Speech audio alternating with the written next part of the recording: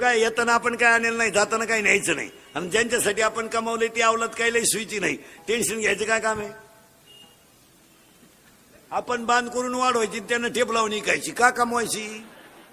आपण पाणी घालून दूध विकायचं आणि त्यांना पाणी टाकून प्यायची, मग गोरच पेलेलं काय वाईट आहे? हाय पेतोच आहे. लई टेन्शन मध्ये नाही जगायचं महाराज. लाईट कधी बी शेतकऱ्याने एक प्रमाण पाठच करून ठेवायचं. संसाराचं वाटोळं झालं तेव्हा तुकाराम महाराज गालात हसले, म्हणले बस बरे झाले देवांनी घाले दिवाळे, एवढं पाठ करायचं.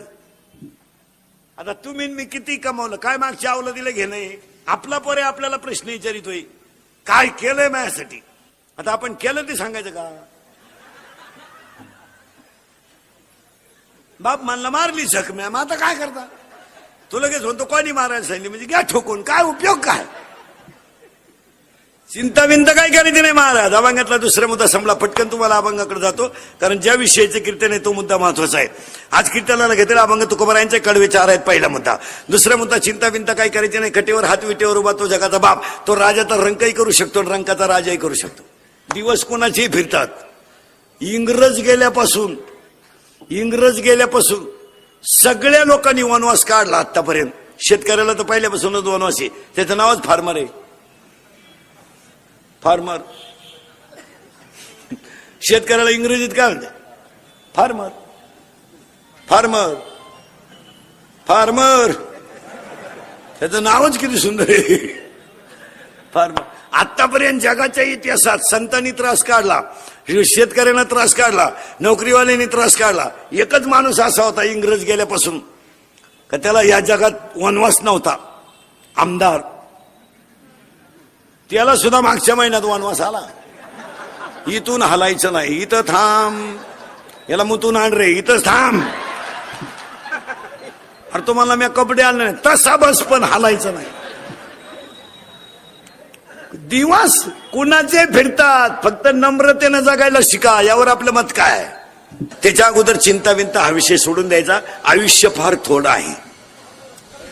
जे रोग आपल्या ऐकिवात नव्हते ते रोग ह्या 15 वर्षात आले. पांढऱ्या पिशी तांबड्या पिशी आपल्या आजीनं ऐकल्या नव्हत्या. आज्याला तर पिशीच नव्हत्या, त्याला कधी सर्दी सुद्धा झाली नाही. ते 82चं होतं तरी दन आऊत टाकायचं. 82चं म्हातारं बिन चष्म्याचं वाचित आहे, आणि ज्युनियर केजीचं उचलून गाडीत बसवायला लागत. गाडी आली त्याला 2 ड्रायव्हर दिसल्या. ज्युनियर केजीचं एवढे 2.5 ते गाडीत बसवलं. ते गाडीत बसलं का झोपात, शाळा आली का उठाते, परत उतरवलं का झोपाते. हे पांढऱ्या पिशी तांबड्या पिशी हे रोग आपल्या ऐकिवत होते का? कधीच नाही. आणि हे काल आहे त्याचे उत्तर ऐकायचे. आता कोणत्याही माणसाला पांढऱ्या पिशी डॉक्टरकडे नेलं की डॉक्टर लगेच म्हणतात पिशी कमी झाल्या. तुम्ही एका डॉक्टरच्यावर कधी ट्रीटमेंट घेऊ नका. लगेच 2 दिवसाचा गॅप घेऊन दुसऱ्या डॉक्टरकडे चेक करा, फरक पडतो. काय म्हणणं आहे तुमचं? हा रिपोर्ट इकडं शेजारी असेलच असं नाही, यावर तुमचं काय मत आहे? कर्त्यांची ती साखळी राहते. सोनोग्राफी यांच्याकच करायची, इकडे केल्यावर फाटी चित्र निघात्या का? पण त्यांची ती साखळी असते. मी चिठ्ठी देतो आणि हा सगळा गेम कशावर चालू आहे? चिठ्ठीवर. म्हणजे पीसी चेक करी जा. दुसरी गोष्ट, अटॅक कधी ऐकत होता का? एज्युकेटेड लोकांनी तर ऐका. कोणी शिक्षक डॉक्टर प्राध्यापक कोणी शिक्षक असलं तर पुढारी फाडारी.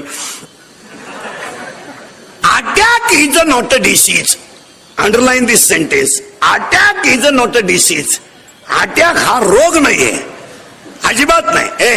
Attack is a not a disease, it is a psychological tension. यावर तुमचं मत काय? हा म्हणा नाही तर नाही म्हणा. जर अटॅक रोग असता तर डॉक्टरला काय हवा? त्याला लक्षणं कळत नाही का? त्याच्यात उशाला गोळ्या आहेत, गोळी फोडे तोच मिळाला. आता कुठे घालतो गोळी? नाही. Attack is a not a disease. परत नीट आहे का? Attack is a not a disease. मग अटॅक काय येतो? वारंवार मेंदूवर तीच गोष्ट आदळली की तिचा इफेक्ट ब्रेनवर होतो. यावर तुमचं मत काय? वारंवार तेच तेच तेच. कॉलेजला असताना प्रियशीला धोका दिला, देऊ दे ना. तिने काय तुला एकट्यालाच दिलाय का? असे 3 जण मेले, तू चौथा आहे भावलाट. तू असा तिचं पोरग शाळेत जातं तरी तू तेच टेन्शन घेतो. खलास. हा विनोद नाही. माझं कीर्तन ऐकून गेलेल्या माणसाला मी सर्टिफिकेट देणार कोणत्याही बसलेला. त्याला 6 महिने अटॅक आणि बीपी येऊच नाही, येतच नाही, कधी येऊ शकत नाही. ते एकटं हसत घरी गेलो. आणि मोकळं जगायचो, मोठ्यानं हसत जा. कारण जी माणसं मोठ्यानं हसतात ती सज्जन असतात, आणि जी गालात हसतात प्युअर मुख्या माझाची असतात.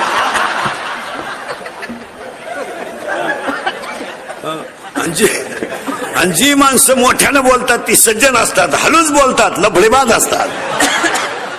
हळूच बोलणारा माणूस लफड्यातलाच गडी कधीही पाहा तुम्ही. नाजूक काम करणार पण ठाणकाट होणार. हसत जा. आणि अटॅक येऊ नये का येतो त्याचं उत्तर आहे का. अटॅक येतो का, एक गोष्ट तुमच्या ब्रेनवर आढळली. मेंदू आहे दोन मेंदू आहे, लहान मेंदू मोठा मेंदू. बारीक आहे का. अटॅक काय येतो, what is the definition of attack. हे काय भानगड आहे बा. It is not a disease. हा रोग नाहीये. मग काय येतो.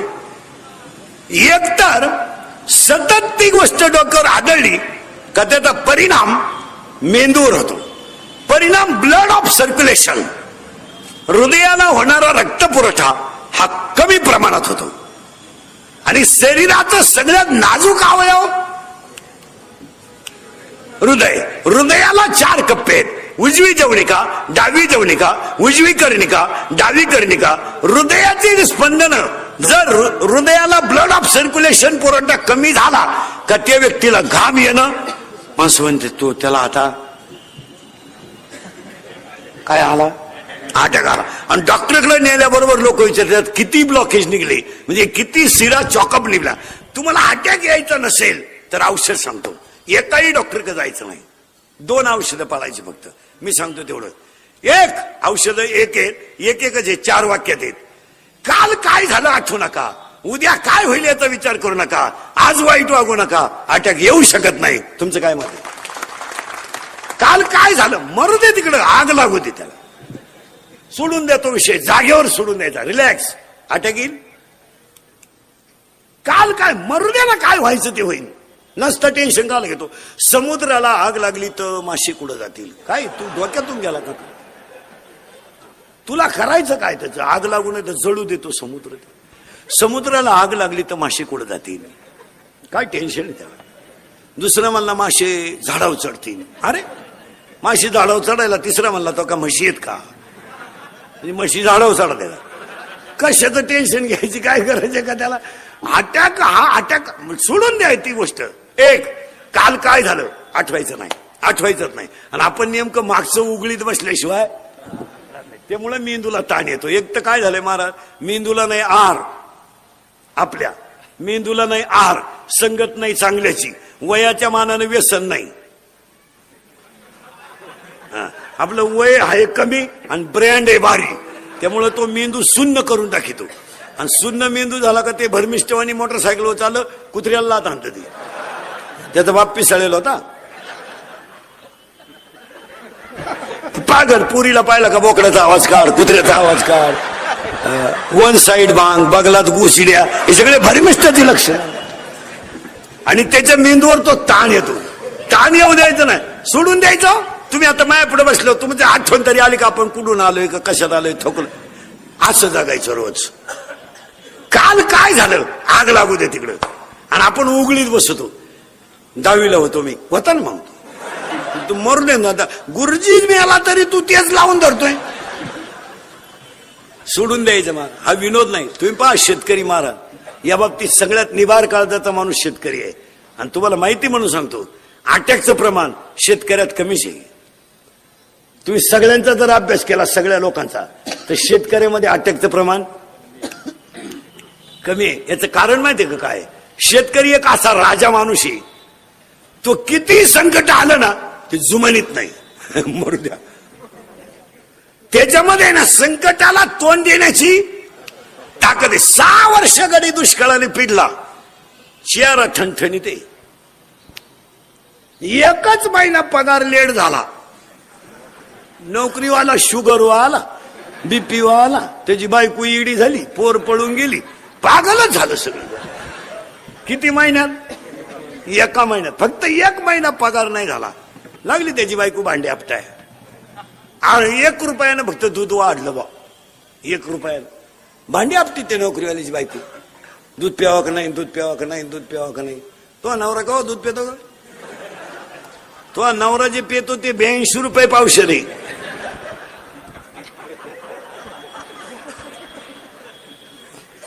अर्धा लिटर दूध घेते पण दुधावाल्याला जाम करती. पाणी टाकलं. अगं मागच्याच महिन्याचे पैसे दिले नाही तू का शांतपणे करती. पाणी टाकलं आणि नवरा जेव्हा बसला का पाणी नेऊन देते. पाणी टाकीत राहा, अजून लय वाश येतो. पाणी टाका. एवढी घाण प्याता का तुम्ही? पाणी टाका. नाही तर तुम्ही आखरात मला पप्याला त्रास द्याल. पाणी टाका पाणी. महाराज, निवार काळजाचा माणूस जर कोण असेल तर फक्त शेतकरी. काही संकट येऊ देव, बिचाऱ्याला संकटाची मालिकच लागली त्याच्या पुढे. 6 वर्ष पाणी नव्हतं,